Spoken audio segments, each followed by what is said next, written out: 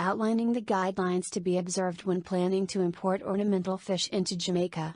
Jamaica is currently free of any major fish disease and pest associated with aquatic flora and fauna.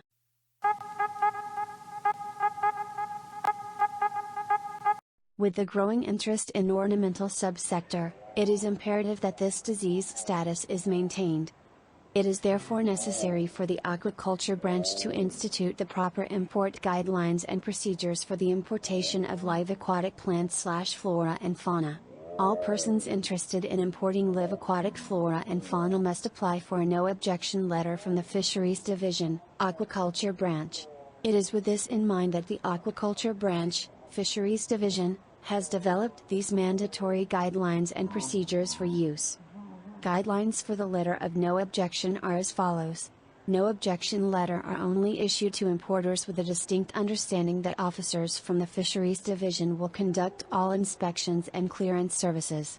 Request for no objection letter should be submitted to the Aquaculture Branch and must have the following data: 1. Quantity of fish to be imported. 2. Species name to be imported, both local and scientific name. 3. Country of origin. A minimum of 3 working days notice should be given to the branch prior to the arrival of the consignment. This information should also include 1. Time of arrival, 2. Port of arrival, 3. Airline and flight. Copies of the following documents must be presented to the Aquaculture Branch the time of clearance, which will be placed on the file for review. 1. Airway bill showing scientific and local names and quantities. 2. Invoice showing scientific and local names and quantities.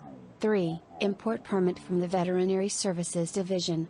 4. Health certificate from the competent authority no more than 15 days prior to arrival of import into the island.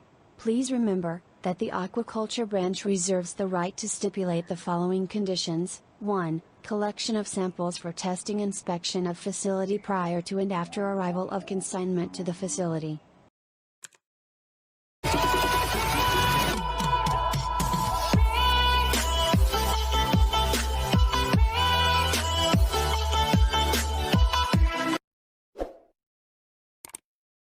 The Aquaculture Branch procedure for issuing letter of no objective are as follows. A written letter application should be made to the Aquaculture Branch by the importer outlining the following.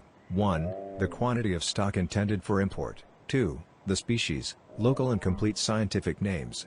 3. The country of origin. 4. Address of the importer's facility.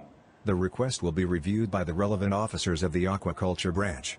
Evaluation may include but is not limited to 1. Species. 2. The country of origin. 3. Disease status of country in question. 4. Invasive status of fish considered. It is important to note that the branch have the rights to prohibit importation of specific species. If the applicant's application meets the outlined criteria, then the application is approved and passed on to the director of the branch. Following this, the director of the branch reviews applications and signs off on it. An officer is then assigned to clear fish. The no objection letter is then issued to the importer. The importer should then take the letter to the Veterinary Services Division for the import permit. The following documents are to be submitted immediately after the clearance of fish. 1. Airway bill showing scientific and local names and quantities. 2. Invoice showing scientific and local names and quantities. 3. The import permit. 4. Health certificate from the competent authority no more than 15 days old. The fish is then inspected and cleared by the officer and documents reviewed by the Aquaculture Branch.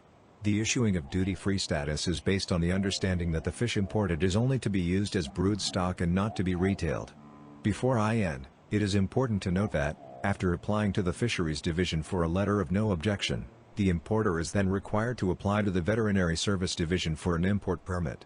Additionally, all new introductions of fish require an import permit from the National Environmental Planning Agency. It is hoped that this video will inspire or encourage new players within the ornamental fish trade in Jamaica, participating in the importation and trade or breeding or ornamental fish stock.